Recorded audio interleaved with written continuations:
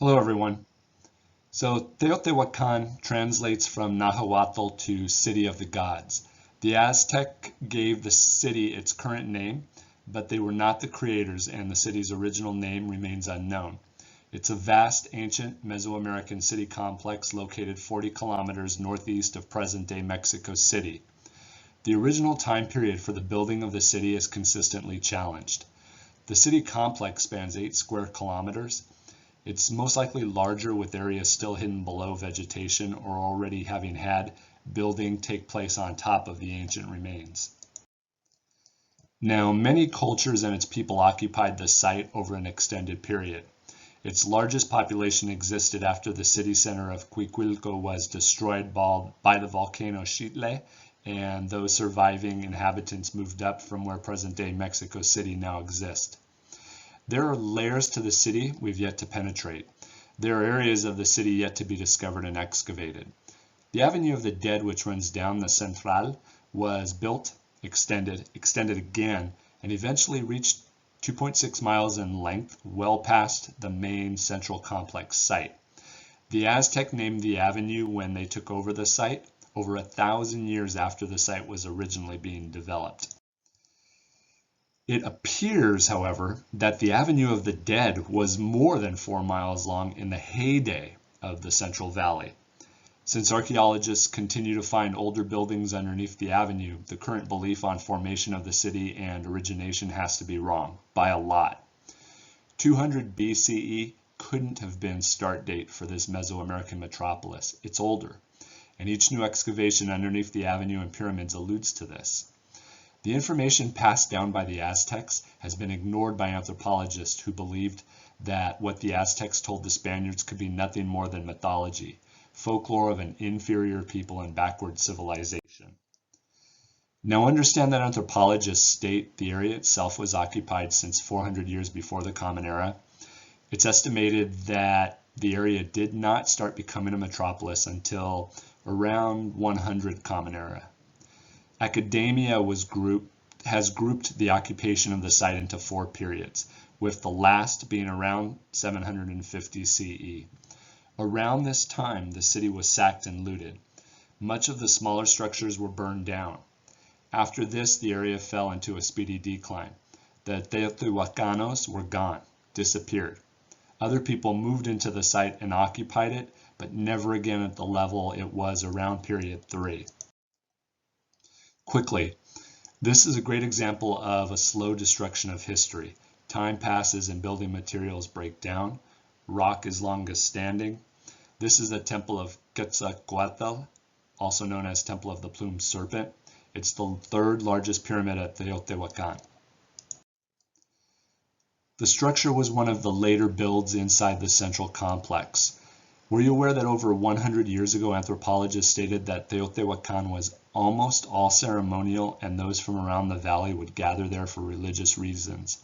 That no more than a few thousand elites continued to live within the city on a permanent basis. Then new excavations took place, and those population numbers grew. At the turn of the 21st century, the number stood around 125,000 inhabitants at its heyday, around 5th and 6th century Common Era. Well, guess what? Now some are stating that those numbers look to be more like 200,000 plus. Another thing, the experts thought the city was created by the Toltec. That couldn't have been further from the truth. It also goes to show you how little is really known about the true history. When the city was in full use, the buildings you see here had additional building materials on it. Some materials were metals. There were semi-precious stones, lots of obsidian, and much of the city and its buildings were painted. The remnants of building foundations that we see in the city are only a portion of what fully exists. The remainder is under all the organic material yet to be excavated. An excavation was taking place at the base of the pyramid. It started in 2003 when storm waters created a sinkhole into a forgotten tunnel system that led under the temple. After over a decade of excavation, it has since been completed. It was an entrance into an underground tunnel system. Nearly 1,000 tons of soil and debris were removed from the tunnel. There were large spiral seashells, cat bones, pottery, fragments of human skin.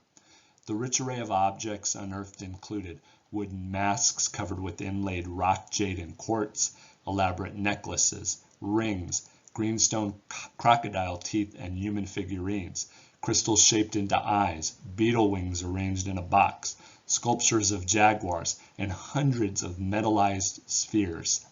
The mysterious globes lay in both the north and south chambers, ranging from 40 to 130 millimeters.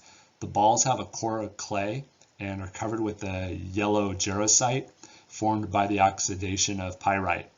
One other thing, don't forget the pools of liquid mercury that were found underneath the pyramid. Archaeologists state they believe the city was a multicultural gathering facility with people coming from as far as current-day Guatemala, Honduras, and Costa Rica. The Maya, even the Olmec, gathered and traded here. The site and its rulers controlled the obsidian trade, making it necessary for many groups to come to purchase and trade. Now, if this statement is true, which archaeologists say it is, the Olmec must have been coming at a very early period for obsidian, a period before formation of the large city complex. So, wouldn't it make more sense that the city was already large, with a bustling population, where trade was already taking place from around the world, not just the Americas?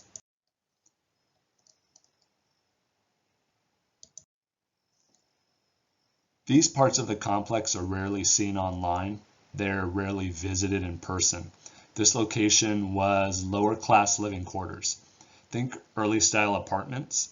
Excavations are always taking place. One new discovery ends up leading to another and then another. Murals in Teotihuacan mainly depict mythical deities, nature, and sacrifices. Unfortunately, many of these ancient murals were looted, damaged in the early 20th century.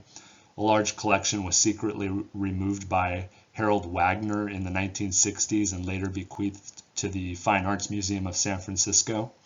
Known as the Wagner Collection, this set is now conserved under a collaborative project with Mexico. We know very little of the Teotihuacan written script, except for the fact that it was glyph-based. Some say it's a language, others do not. It's a language. It looks like other undecipherable language script found in ancient Mesoamerica.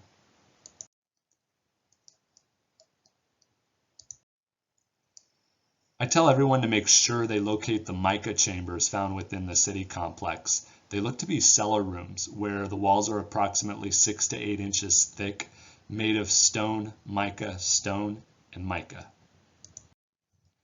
Mica, also known as muscovite, is a compound of granite. It is a colorless mineral that glimmers like a pearl. It possesses unique properties. It's highly elastic, heat resistant up to 800 degrees Celsius, and resistant to both sudden temperature changes, hot and cold, and organic acids, think carbonic. The mica here at the ruins look to have come all the way from Brazil. So what are the mica chambers for? According to one theory, sensitive materials were stored in these chambers for protection against extreme external heat, for example. Other theories suggest the heat was generated inside the chambers and that the rooms may have served as smelting ovens. I've even been told that the chambers were used to communicate with the star people. These are directly above the mica chambers. The openings are sealed with metal covers, iron bars, and padlocks. Well, recently, pools of liquid mercury were found in the ancient tunnels below the ruins. Couldn't be a natural phenomenon, as one usually must heat cinnabar rock to 580 degrees Celsius, the boiling point of mercury, and collect mercury vapors.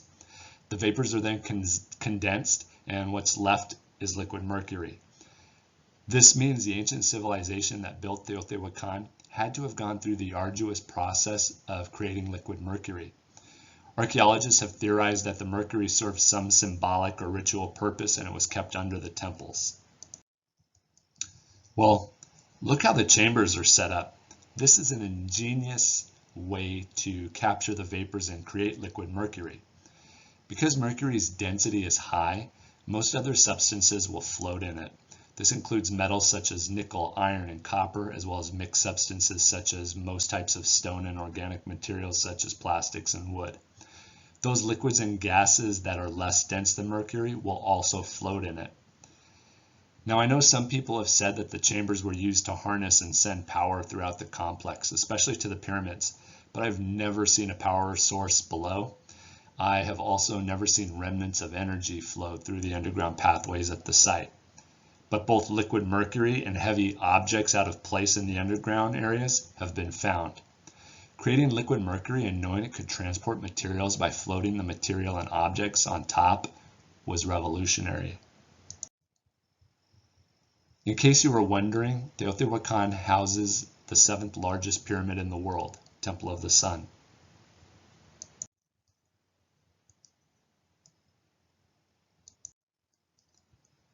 Imagine what is hidden among the vegetation, or below the buildings we see here. The deeper we go down, the older the culture being located. We're told by the Mesoamerican people, contacted by the conquistadors and Catholic priests that were with them, that the Quinametsen giants led the build of the original city complex in the distant past. They were the 7 brothers. The Aztecs state this oral tradition was passed down by many cultures that came before them, including the Toltec. As a matter of fact, no matter what part of Mexico I go to, I continuously learn of oral traditions pointing to giants having been in Mesoamerica well before any known group we are aware of. This included the Quinametsen giants and the Uemas giants, which the Toltec originally worshipped, later rebelled against and destroyed the last of this group of giants. Were the giants the living gods of this land? Did some survive a great deluge only to become gods among men?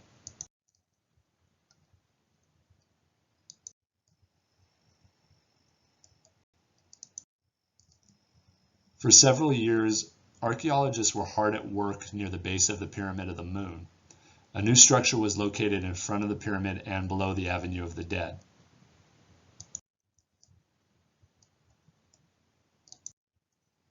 While the excavation took place, the Mexican archaeologists became protective of the dig site.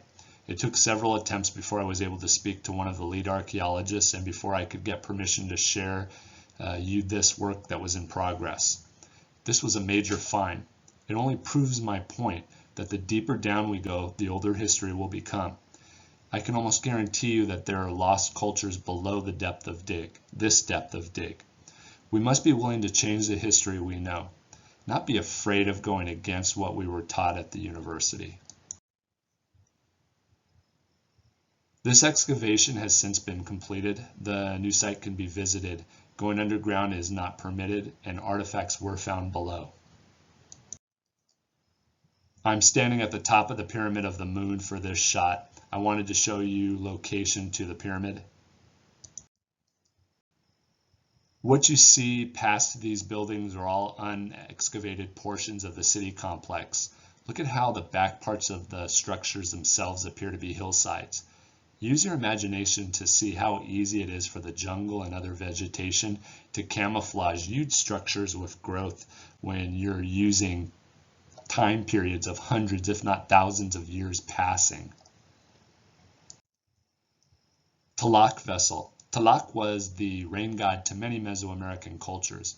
When you look at how he is represented in Teotihuacan artifacts, it makes you wonder if this was a living being, slightly different than what you would expect, meaning a being of large stature, slightly different facial features than Homo sapien. Tlaloc happened to be the deity of many things to the Mesoamerican people. Was this because his origin was of a teacher, being that brought knowledge of how weather works, how to better use water by capturing and routing it, and how to master agriculture and husbandry? Remember, all mythology is based in some truth, some real-life account, just too far in the past to make sense to modern-day scientists. I often wonder how wrong we are about the past. Who or what was here before us that we have yet to discover and find proof of their existence? Teotihuacan is old, older than we think. Its origins come from a place that archaeologists refuse to believe is possible. When we examine Mesoamerica and its cultures as a whole, there are too many similarities. not only between them, but between other parts of the world. Going down deeper is how we will learn more about our origins. Please subscribe to my YouTube channel. Until next time, take care.